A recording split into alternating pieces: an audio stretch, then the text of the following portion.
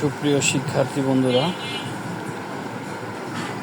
আজকে আমি বীজগাণিতিক রাশির একটি সৃজনশীল প্রশ্ন, খুবই ইম্পর্টেন্ট, এটা তোমাদের জন্য আজকে আমি আপলোড করব এবং এর সমাধান তোমাদেরকে আমি এই ভিডিওতে দেখিয়ে দিব। আমাদের এই অনলাইন ক্লাসে তোমাদের সবাইকে স্বাগতম। আমাদের আজকের যে প্রশ্নটা সেটা তোমরা দেখতে পাচ্ছ, x square minus root 5x plus 1 equal 0 এবং a cube plus 1 by a cube equal 18 root 3, দুইটা বীজগাণিতিক রাশি। এখান থেকে আমাদের সৃজনশীল প্রশ্ন আছে, এক্স প্লাস 1 বাই এক্সের মান নির্ণয় করো। হলো প্রমাণ করো যে X to the power 5 plus 1 by x to the power 5 equal 5 root 5, এবং গ হলো দেখাও যে এ সমান রুট 3 প্লাস রুট 2। আমরা ক নম্বর প্রশ্ন প্রথমেই দেখতে পাচ্ছি, এক্স প্লাস 1 বাই এক্সের মান আমাদের নির্ণয় করতে হবে। তাহলে আমাদের উদ্দীপকে যেখানে যে রাশিটিতে এক্স আছে সেই রাশিটি আমরা এখানে ব্যবহার করব। এখানে আমাদের দেওয়া আছে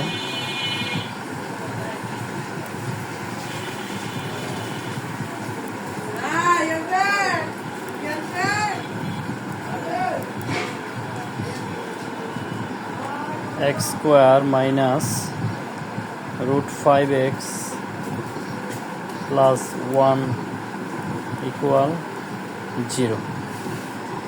আমাদের এই রাশিটি দেওয়া আছে, এখান থেকে আমাদের বের করতে হবে এক্স প্লাস 1 বাই এক্স। তাহলে আমরা প্রথমেই খেয়াল করলাম, আমার মাঝে যে রাশিটা আছে মাইনাসের রুট 5x, এটা যদি আমরা ওই পাশে নিয়ে যাই, x square plus 1 equal root 5x। আমরা কেন এটা নিয়ে গেলাম ওই পাশে? রুট 5xের আগে মাইনাস আছে, ওই পাশে আমরা নিয়ে গেলাম প্লাস হয়ে গেল। আবার আমরা এখন যদি উভয় পক্ষকে এক্স দ্বারা ভাগ করি, তাহলে আমার এখানে এক্সও থাকতেছে, পাশাপাশি আবার 1-এর নিচে এক্স চলে আসছে। সেজন্য আমরা কি করব, উভয় পক্ষকে এক্স দ্বারা ভাগ করব। তাহলে এক্স স্কোয়ারকে এক্স দ্বারা ভাগ করলে থাকে এক্স, আর 1কে যদি এক্স দ্বারা ভাগ করি তাহলে 1 বাই এক্স ইকুয়াল রুট 5xকে যদি আমরা এক্স দ্বারা ভাগ করি তাহলে আমাদের থাকতেছে শুধু রুট 5। আমরা এখানে একটা সাইড নোট ব্যবহার করতে পারি, যে উভয় পক্ষকে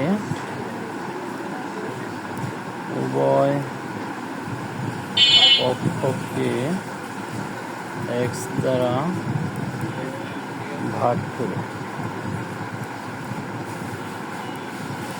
আমরা সাইড নোটটি ব্যবহার করলাম।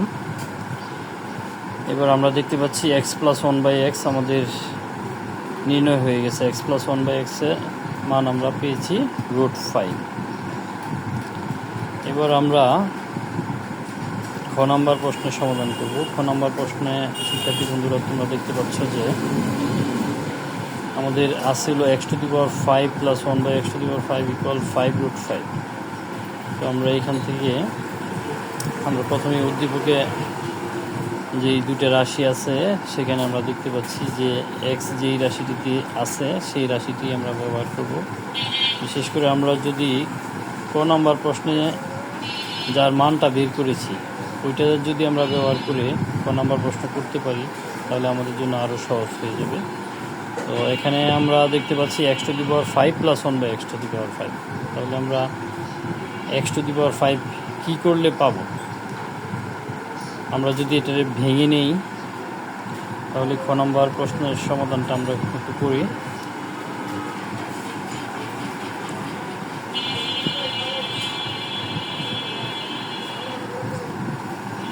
আমরা প্রথমে লিখে নিলাম ক নং হতে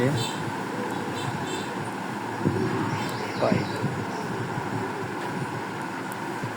কি পাই, x plus 1 by x equal root 5।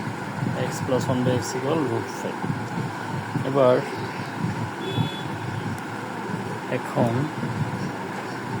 আমরা আমাদের ক নম্বর প্রশ্নে বাম পক্ষে আছে x to the power 5 plus 1 by x to the power 5। আমরা যদি এখানে x square plus 1 by x square এর মান নির্ণয় করি, তাহলে এটা আমাদের একটা সূত্র এনেছে a plus b whole square minus 2a b. আমরা উপরে এক্স স্কোয়ার নিচের এক্স স্কোয়ার বাদ দিয়ে দিলাম। এবার যদি আমরা এখানে মান বের করি, এক্স প্লাস 1/x এর মান আমরা দেখতে পাচ্ছি √5, উপরে আছে স্কোয়ার মাইনাস 2। এখান থেকে আমরা রুট আর স্কোয়ার যদি চলে যায় থাকে 5 - 2, এর মানটা পাচ্ছি আমরা 3। আমরা এক্স স্কোয়ার প্লাস 1/x² পেয়েছি। এখন আমরা এক্স স্কোয়ারের সাথে আর কত গুণ করলে x⁵ পাওয়া যায়? আমরা জানি যে এক্স স্কোয়ারের সাথে x³ যদি গুণ করি তাহলে x⁵ পাওয়া যায়। তাহলে আমরা এবার x³ এর মানটা বের করি।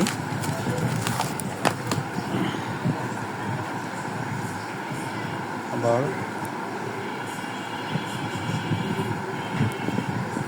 x³ প্লাস 1/x³ ইকুয়াল আমরা জানি x plus 1/x whole cube minus 3a b into a plus b.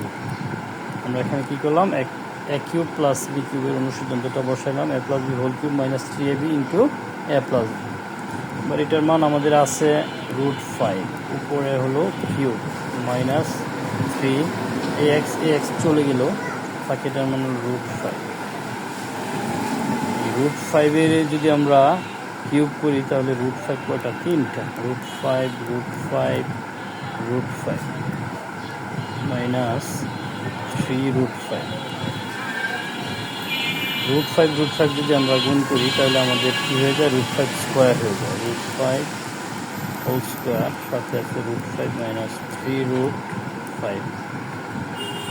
এবার রুট আর স্কোয়ারে যদি চলে যায় থাকলে 5√5 মাইনাস 3√5। 5√5 থেকে 3√5 চলে গেলে থাকে হলো 2√5। তাহলে আমরা x³ প্লাস 1/x³ এর মানও পাইলাম 2√5। অতএব আমরা যদি এখন এই দুটা গুণ করে দিই, x³ প্লাস 1/x³ সাথে হলো x² প্লাস 1/x² গুণ করে দিলে এটার মান আমরা পাচ্ছি 2√5 ইন্টু, ওইখানে আমরা পেয়েছিলাম শুধু 3, তাহলে আমরা 3 লিখলাম।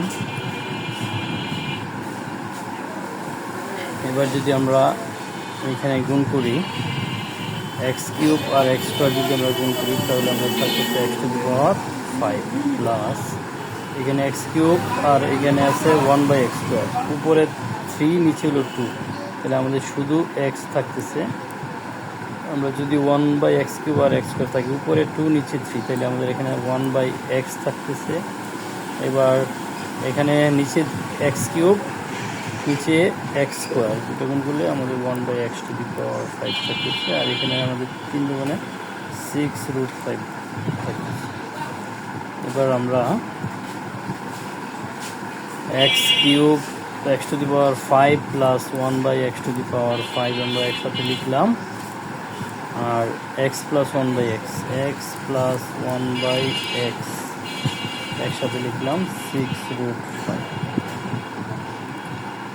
x⁵ প্লাস 1/x⁵ প্লাস এটার মান আমাদের কি ছিল? √5 ছিল। √5 ইকুয়াল 6√5 বা x⁵ 5 প্লাস 1/x⁵ সমান হলো 6√5 মাইনাস √5। x⁵ প্লাস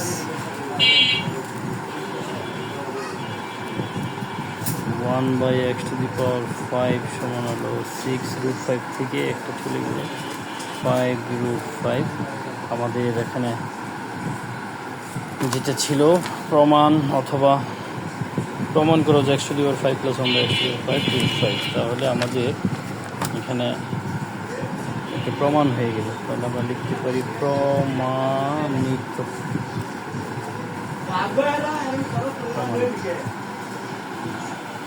শিক্ষার্থী বন্ধুরা, আমরা ক এবং খ দুটেই সমাধান করলাম। এবার আমরা গ নাম্বার প্রশ্নে চলে যাব। গ নাম্বার প্রশ্ন আমাদের কী ছিল আমরা একটু দেখে নিই। গ নাম্বার প্রশ্ন আমাদের ছিল, দেখাও যে এ সমান √3 + √2। তাহলে আমরা উদ্দীপকে দেখতে পাচ্ছি, উদ্দীপকে এ আছে দ্বিতীয় রাশিতে। তাহলে আমরা দ্বিতীয় রাশি ব্যবহার করে গ নাম্বার যে প্রশ্নটা আছে সেটা আমরা সমাধান করব। আমাদের উদ্দীপকে দেওয়া আছে a³ + 1/a³ = 18√3। a³ + 1/a³ = 18√3। তাহলে গ নাম্বার প্রশ্নের সমাধানটা আমরা করি। সমাধান আমাদের দেওয়া আছে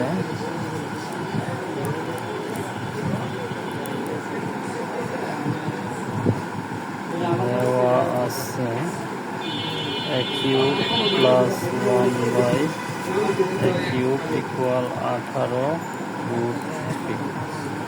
a³ + 1/a³ সমান হলো 18√3। এখান থেকে আমাদের নির্ণয় করতে হবে এ সমান √3 + √2। আমরা এখানে যদি আমরা লসাগু করে দিই, a³ এখানে হচ্ছে a⁶, a³ এর নিচে 1 আছে, 1 দিয়ে a³ ভাগ করলে a³ a⁶ প্লাস a³ দিয়ে a³ ভাগ করলে 1 একে 1 সমান হলো 18√3। এবার আমরা a⁶ প্লাস 1 ইকুয়াল যদি আর গুণন করে দিই 18√3 a³। আমরা 18√3 a³ গুণ করে দিলাম। যদি আমরা a⁶ এই পাশে নিয়ে আসি তাহলে 18√3 a³ প্লাস 1 ইকুয়াল 0 হয়ে যাচ্ছে। a⁶কে যদি আমরা ভেঙে লিখি,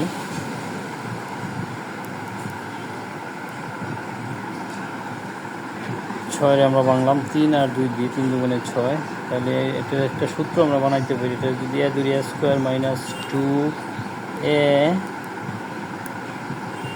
বি তো আমরা জানি না এখানে কি আছে, তো আমার আছে উপরে 18√3। এখন আমি এখানে লিখলাম 2। তাহলে কত দিয়ে গুণ করতে হবে? 9 দিয়ে, সাথে আছে √3। তাহলে 9√3 দিয়ে যদি আমি এখানে গুণ দিই, 9 × 2 = 18√3 সাথে হলো a³। আমরা তো সূত্র বানিয়ে গেছি a² - 2ab + b²। তাহলে 9√3² আমার সূত্র বানাইতে গিয়ে আমি দেখতে পাচ্ছি আমার উপরে ছিল হলো 1, কিন্তু আমার লিখতে হচ্ছে 9√3²। তাহলে √² চলে গেলে থাকে 3। 9² করলে 81। 81 যদি আমরা 3 দিয়ে গুণ করি, 3 × 3 = 24, 243। আছে হলো আমার 1, আমি লিখছি হলো 243। তাহলে আমি কত বেশি লিখলাম সেটা আমি মাইনাস করে দিলাম, 242 আমি বেশি লিখছি। সূত্র বানাইতে গিয়ে আমি 1-এর জায়গায় লিখতে হয়েছে আমার 243, সেজন্য আমি 1 বাদ দিয়ে আমরা কী করলাম 242 লিখলাম, যাতে আমার 243 থেকে 242 চলে গেলে 1 থাকে। তো এখন আমার সূত্র হয়ে গেছে। সূত্র হলো a - b হোল² আর 242 যদি আমি ওই পাশে নিয়ে যাই, মাইনাসের 242 ওই পাশে গেলে প্লাস হয়ে যাবে। এবার আমি দেখতে পাচ্ছি a³ - 9√3 এর উপরে স্কোয়ার আছে। তাহলে এই পাশে যদি আমরা একটা স্কোয়ার আনতে পারি, উভয় পক্ষ থেকে স্কোয়ার আমরা বাদ দিয়ে দিতে পারবো। তাহলে 242 আমরা যদি স্কোয়ার করি, তাহলে 121 দুগুণে 242, 121 দুগুণে 242 হলে 121 × 2 242। এই 121কে আমরা লিখতে পারি, 121 কিন্তু একটা পূর্ণবর্গ সংখ্যা, এর বর্গমূল হলো 11। তাহলে আমরা 121কে যদি এইভাবে লিখি, a³ - 9√3 হোল স্কোয়ার সমান হলো 11 স্কোয়ার দিই। আর 2 এর তো আমরা স্কোয়ার দিতে পারবো না, কারণ 2 হলো পূর্ণবর্গ সংখ্যা নয়। যদি 4 হতো তাহলে আমরা স্কোয়ার দিতে পারবো। তাহলে আমরা যদি এখানে রুট দিয়ে রাখি আর উপরে স্কোয়ার দিয়ে দিই, তাহলে 11 স্কোয়ার 121, আর রুট আর স্কোয়ারে চলে যাবে, থাকবে 2 হয়ে গেছে আমাদের। এখন আমরা দেখতে পাচ্ছি উভয় পক্ষে আমাদের স্কোয়ার আছে, বর্গ আছে। তাহলে আমরা যদি উভয় পক্ষে বর্গমূল করি, তাহলে আমাদের উভয় পক্ষ থেকে স্কোয়ার চলে যাবে। তাহলে a³ - 9 √3 = 11 √2। আমরা এখানে কি করলাম? বর্গমূল করলাম, বর্গমূল। শিক্ষার্থী বন্ধুরা, তোমরা লিখবা উভয় পক্ষে বর্গমূল করে। এবার আমরা দেখতে পাচ্ছি আমাদের উদ্দেশ্য হলো আমরা একে পাওয়ার মুক্ত করতে হবে, কারণ আমাদের প্রমাণ করতে হবে যে a সমান √3 + √2। তাহলে এখন এর প্রথমেই আমরা দেখতে পাচ্ছি a³ আছে, কিন্তু এখনও আমাদের a³ রয়ে গেছে, কিন্তু a মুক্ত হয় না। এবার আমরা দেখি a³ =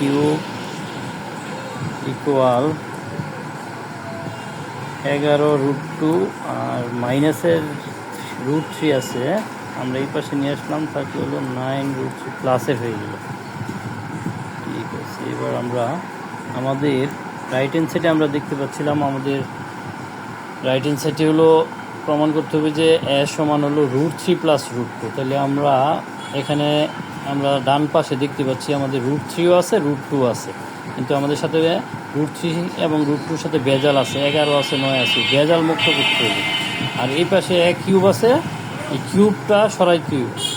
তো এই কিউবটা সরাইতে গেলে আমরা ওই পাশে আমরা কিউব আনতে হবে। তাহলে ওই পাশে আমরা যদি কিউব আনি, তাহলে আমাদের অবশ্যই ঘনের যে সূত্র আছে সেই সূত্র আমাদের খেয়াল রেখে তারপর অঙ্কটা সাজাতে হবে। এখন আমরা যদি একটু সাজিয়ে এখানে লিখি, 11 √2 আছে, আর যদি আমি লিখি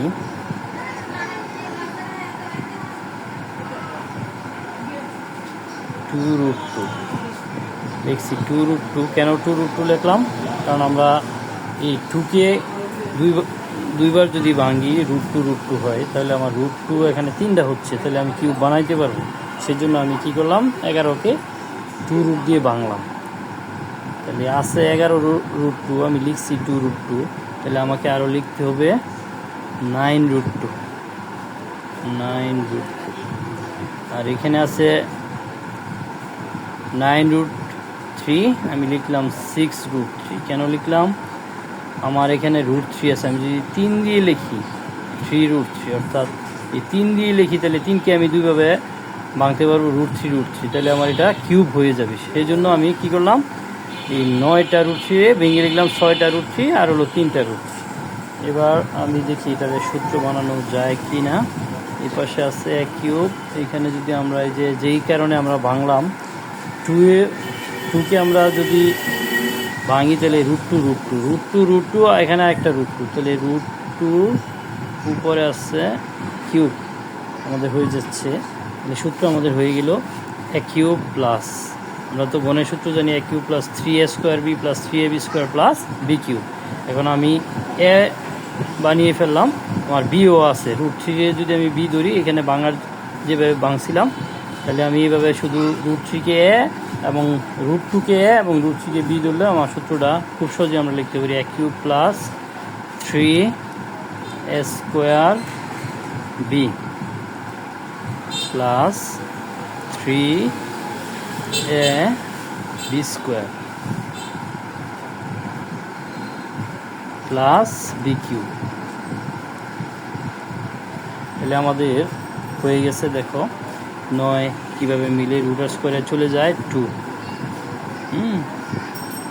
√r² চলে গেলে থাকে 2, 3 × 2 = 6, 6 √3, এই যে 6 √3।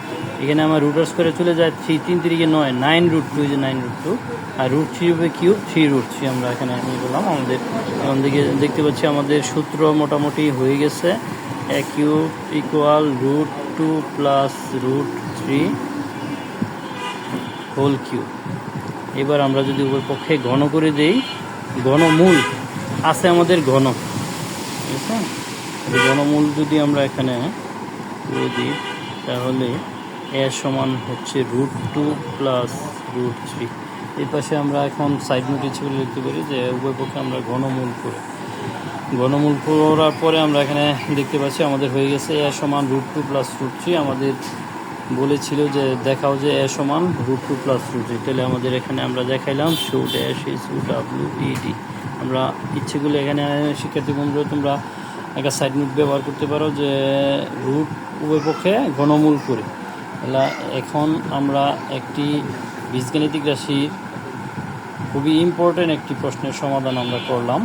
এখন আমাদের যেহেতু বিদ্যালয় বন্ধ চলতেছে, শিক্ষার্থী বন্ধুরা তোমাদের কাছে একটাই অনুরোধ, তোমরা বাড়িতে বসে এই অঙ্কগুলো প্র্যাকটিস করবা যেন পড়াশোনার কোনো ঘাটতি না থাকে। সামনে যেন তোমাদের যে নির্বাচনী পরীক্ষা আছে সেই নির্বাচনী পরীক্ষায় তোমরা যেন খুব সুন্দরভাবে উত্তীর্ণ হতে পারো। আজকে এ পর্যন্তই।